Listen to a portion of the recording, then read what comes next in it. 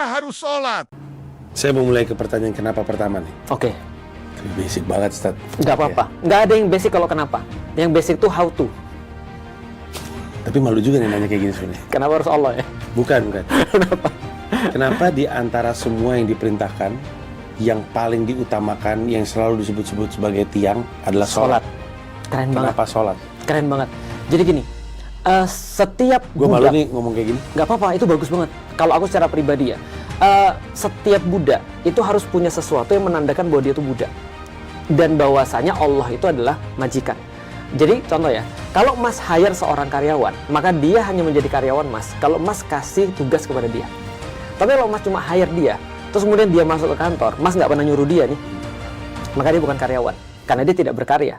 Berarti dia menjadi seorang Buddha kalau disuruh-suruh sama majikannya. Sesederhana itu sih. Maka koneksi itu tercipta ketika kita disuruh-suruh. Nah, pertanyaannya adalah, sholat ini kan muncul setelah kita punya koneksi bahwasanya kita adalah seorang hamba. Nah, kalau ada orang yang sudah benar-benar tahu tuannya siapa dan bahwa dia adalah seorang hamba, maka dua yang tadi sudah terpenuhi itu.